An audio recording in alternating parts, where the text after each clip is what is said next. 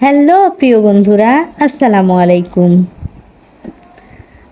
আজ আমি আপনাদের জন্য একেবারে বিশেষ এবং আবেগময় একটি রান্নার রেসিপি নিয়ে এসেছি। এই রেসিপিটি একটু ভিন্ন রকম। অনেকেই হয়তো এটি পছন্দ করেন না, কিন্তু যারা ভালোবাসেন তাদের কাছে এটা সত্যি এক ধরনের ভালোবাসা। আজ আমি আপনাদের শিখাবো শুটকি মাছের দো পেঁয়াজু। একটা সময় ছিল যখন শুটকি মাছ আমার একেবারে প্রিয় ছিল না। গন্ধটা সহ্য হতো না। ভাবতাম কিভাবে মানুষ এসব খেতে পারে। রান্নাঘরে শুটকি দিলে যেন পুরো ঘরে ধোঁয়া লেগে যেত। নাকে যেত সেই ঝাঁঝালো গন্ধ। তখন বুঝতে পারতাম না এই গন্ধেই লুকিয়ে আছে কত শত ঘরের গল্প, মায়ের হাতের স্নেহ। একদিন হঠাৎ মা খুব যত্ন করে একটা রান্না করে দিলেন, শুটকি মাছের দো পেঁয়াজু। অনেক অনিচ্ছা নিয়ে খেতে বসেছিলাম, কিন্তু এক চামচ মুখে দেওয়ার পর বুঝলাম এ তো শুধু খাবার নয়, এ একেবারে আবেগ।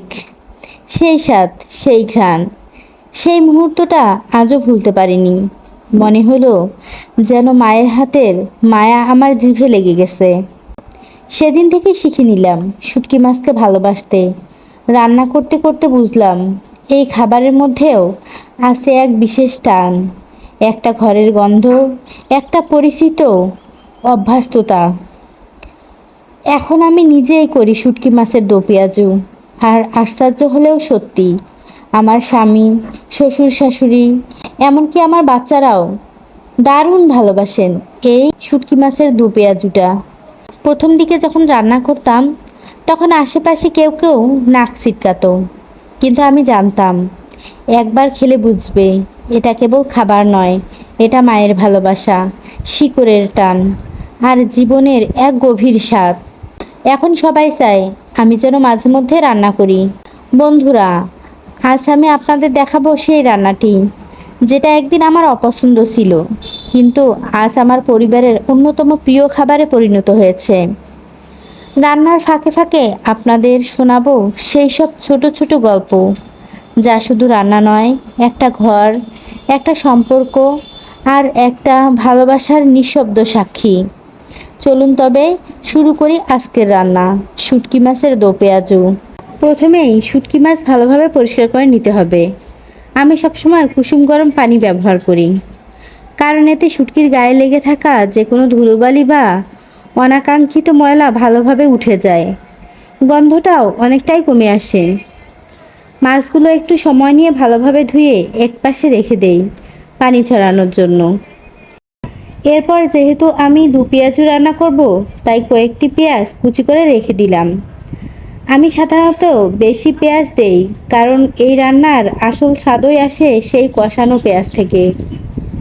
পেঁয়াজ যেন সোনালি হয়ে যায়, যেন তাতে একটু মিষ্টি স্বাদ আসে, সেরকম কুচি করে নিই। এবার একটি কড়াই বসিয়ে তাতে পরিমাণ মতো সয়াবিন তেল গরম করে নিই। তেল একটু গরম হয়ে গেলে তাতে দিয়ে দেই পেঁয়াজ কুচি। আস্তে আস্তে পেঁয়াজ কষাতে থাকি। যখন পেঁয়াজ একটু নরম হয়ে আসবে তখন তাতে দিয়ে দেই লবণ, হলুদ গুঁড়ো আর জিরা গুঁড়ো। মশলাগুলো দিয়ে আবারও ধীরে ধীরে কষতে থাকি। এই সময় রান্নাঘর জুড়ে এক অসাধারণ গন্ধ ছড়িয়ে পড়ে, যা জানিয়ে দেয় কিছু অসাধারণ রান্না হতে চলেছে। মশলাগুলোর রং একটু গাঢ় হলে কষানোর মধ্যে দিয়ে দেই কেটে রাখা কাঁচামরিচ, কারণ শুটকি মাছের সাথে কাঁচামরিচের ঝালের একটা অন্যরকম মিল আছে। মরিচ দিয়ে আরও কয়েক মিনিট কষিয়ে নিই। এরপর পরিমাণ মতো কুসুম পানি দিয়ে দেই কড়াইয়ে। পানি দিলে সব উপকরণ ভালোভাবে একসাথে মিশে যায়।